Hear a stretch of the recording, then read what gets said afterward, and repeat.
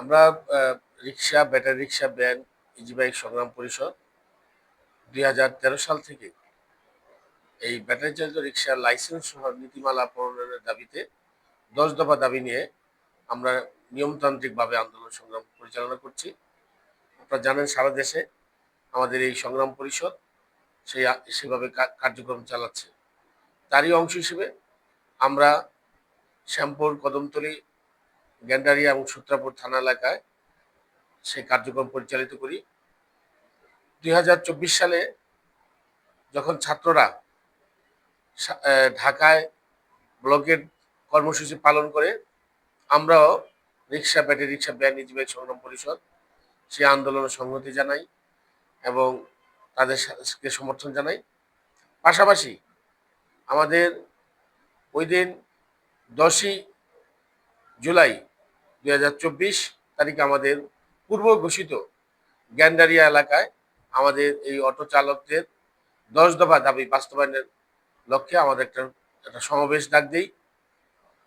কিন্তু সেই সময় গ্যান্ডারিয়া থানার ওসি এবং উপ পুলিশ কমিশনার ওয়ারি বিভাগের তাদের অনুরোধে আমরা সেদিন কর্মসূচি স্থগিত করি। তারপরে যেহেতু কর্মসূচি পূর্ব ঘোষিত এবং বিভিন্ন প্রচারণা হয়েছে, আমরা ৯ তারিখ রাত্রে ১টার সময় সিদ্ধান্ত নেই যে ১০ তারিখে কর্মসূচি হবে না। তো আমরা এটা অনেকের কাছে পৌঁছাতে পেরেছি, অনেকের কাছে পৌঁছাতে পারি নাই। আমরা প্রশাসনকে অবগত করেছি, কিন্তু তারপর আমরা দেখেছি সকালবেলা গ্যান্ডারিয়া রেল স্টেশন এলাকায় সেখানে শত শত অটো চালকরা বিভিন্ন অঞ্চল থেকে তারা এখানে জমায়েত হয়েছে।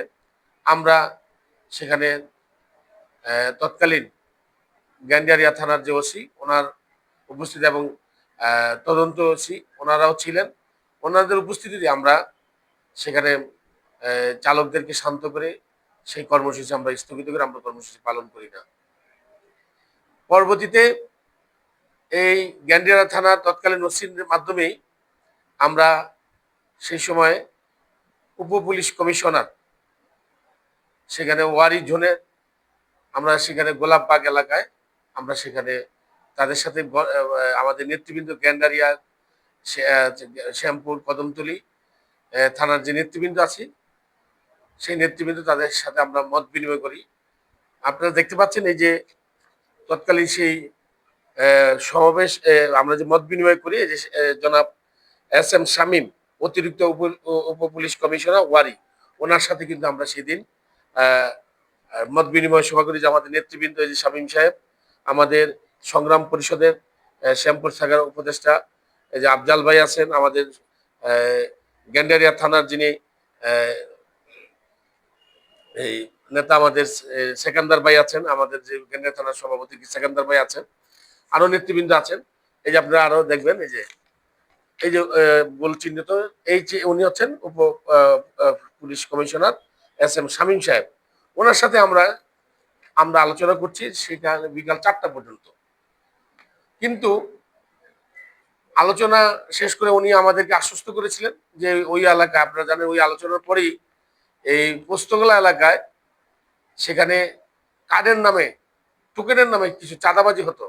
সেখানে আপনারা জানেন গ্যান্ডারিয়া এলাকার যে শহীদ চেয়ারম্যান নামে পরিচিত তার সাঙ্গপাঙ্গরা এবং ওই এলাকার স্থানীয় আওয়ামী লীগের নেতা দাদন, ঢাকাইয়া সুমন, ছোট্ট সুমন সহ এদের একটা সিন্ডিকেট ছিল। সেখানে পঞ্চবটির থেকে পোস্তগোলা যেতে যে রাস্তাটা, এই রাস্তায় তারা পোস্তগোলা আসলে তারা চাঁদাবাজি করতো, চাঁদা না দিলে চালকদেরকে মারধর করতো। তা আমাদের ওই মত বিনিময় সভার পর থেকে তারা যেহেতু পুলিশ কমিশনার দায়িত্ব নিয়েছে যে এই এলাকা আর চাঁদাবাজি হবে না, আপনারা এই নিয়ে আন্দোলন করবে না। কিন্তু পরবর্তীতে আমরা দেখেছি ওই সন্ত্রাসী মুসলেখা দিয়ে তারা চাঁদাবাজি করবে না। কিন্তু তার পরবর্তীতে আপনারা জানেন যে ৫ই আগস্ট অর্থাৎ ৩৬শে জুলাই ঘটনা ঘটে, সেখানে আমাদের অটো চালকরা সেখানে অংশগ্রহণ করে। তো দীর্ঘ ২ বছর পর হঠাৎ করে আমরা জানতে পারি যে আমাদের এই রিক্সা, ব্যাটারি রিক্সা, ভ্যান, ইজি বাইক সংগ্রাম পরিষদ তাদের আমাদের শ্যামপুর কদমতলী থানার যিনি আহ্বায়ক জালাল আহমেদ, সদস্য সচিব দাউদ আলী মামুন এবং আমি উপদেষ্টা এস এম কাদির, এই তিনজনের নাম উল্লেখ করে সেখানে যাত্রাবাড়ি থানায় একটি মামলা দায়ের করা হয়। সেই মামলায় তারা উল্লেখ করেছে আমরা নাকি 10ই জুলাই তারিখে বিকেলবেলা অর্থাৎ 16 মানে বিকাল 2টা থেকে 3টার মধ্যে আমরা গোলাপবাগ মানিকনগর এলাকায় মিছিল করেছি, রাস্তা প্রতিবন্ধকতা সৃষ্টি করেছি এবং পুলিশের গায়ে হামলা করেছি। আসলে যেটা সম্পূর্ণ মিথ্যা এবং বানোয়াট। আমরা ওই দিন আপনি যদি ওই উপ পুলিশ কমিশনার অর্থাৎ উপ পুলিশ কমিশনার ওয়ারি জোনের অর্থাৎ যেটা গোলাপবাগের যে অফিস, ওই অফিসের সেই ফুটেজ দেখলেই আপনি বুঝতে পারবেন যে আমরা নেতৃবৃন্দ সেদিন যে ওই অফিসে গিয়েছি, কটার থেকে কয়টা ছিলাম ওইখানে। হ্যাঁ, সে ভিডিও ফুটেজ এবং আমরা যে অফিস কক্ষে যে সেখানেও সিসি ক্যামেরা ছিল। আমরা সেখানে তাদের সাথে মত বিনিময় সভা করেছি, আমরা কোনো মিছিল করিনি। আবার আমরা সুন্দরভাবে চলে আসছি। কিন্তু 2 বছর পর আমরা জানলাম যে আমাদের নামে সেদিন মামলা হয়েছে এবং ওই সময় আমরা তাদের সেখানে পুলিশের গায়ে হামলা করেছি, পুলিশের জামা ছিঁড়ে ফেলছে, এই ধরনের একটি মিথ্যা বানোয়াট কাল্পনিক গল্প বানিয়ে তারা আমাদের নামে একটি মামলা দিচ্ছে 332 ধারা সহ, যেই মানে জামিন অযোগ্য ধারায় তারা আমাদেরকে মামলা দিচ্ছে যে আমরা নাকি পুলিশকে হত্যার চেষ্টা করেছি। আজকে পুলিশ এসে ডিস্টার্ব করে। আমরা আইনের প্রতি শ্রদ্ধাশীল, আমরা নেতৃবৃন্দ সেই আইনকে শ্রদ্ধা করি বিদায় আমরা মহামান্য হাইকোর্টের থেকে আমরা আগাম জামিন নিয়েছি এবং আগামী 17ই আগস্ট আমরা নিম্ন আদালতে আইনের প্রতি শ্রদ্ধা রেখে আমরা আত্মসমর্পণ করব এবং স্বেচ্ছায় আমরা যেহেতু কোর্টের কাছে সিলিন্ডার করবো। আমরা ন্যায় বিচার প্রত্যাশা করি। আমরা মনে করি যে 17 তারিখ আমাদেরকে বিচারপতি আমাদের জামিন জজ সাহেব আমাদেরকে জামিন দিবেন। আমরা সেই প্রত্যাশা করি, যেহেতু আমরা কোনো অপরাধের সাথে জড়িত না। আমরা সবসময় এই রিক্সা ব্যয়নিজী বাইক সংগ্রাম পরিষদ নিয়মতান্ত্রিকভাবে এবং আইনের প্রতি শ্রদ্ধা রেখে আমরা আন্দোলন সংগ্রাম করছি। আর আমাদের দাবি হচ্ছে এই মামলা থেকে যাতে আমাদেরকে খালাস দেওয়া হয়, এই মামলা থেকে যাতে আমাদেরকে অব্যাহতি দেওয়া হয়। কারণ আমরা নিরপরাধ, আমরা কোনো পুলিশের আঘাত করিনি, আমরা কোথাও রাস্তা প্রতিবন্ধকতা সৃষ্টি করিনি।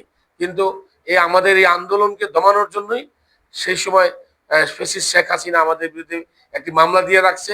আপনারা জানেন 5ই আগস্টের পরে এই আমাদের ঘটনা হলো 10ই জুলাই, মামলা হয়েছে 11 জুলাই 2024, আর 5ই আগস্ট 2024 হলো শেখ হাসিনা পালাচ্ছে।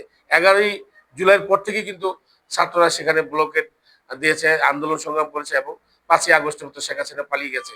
সকলেই সেই বিভিন্ন মামলা থেকে, যারা সন্ত্রাসী করেছে তারাও সেই মামলা থেকে খালাস পেয়েছে। কিন্তু আমরা কোনো সন্ত্রাসী কর্মকাণ্ড করলাম না, আমরা ন্যায়সঙ্গত ভাবে আন্দোলন করলাম, কিন্তু আমাদের মামলাটা এখনো রয়ে গেছে। আমরা সরকারের কাছে এবং সংশ্লিষ্ট যারা আছেন তাদের কাছে জোর দাবি জানাই আমাদের এই মামলা থেকে যাতে অব্যাহতি প্রদান করা হয়।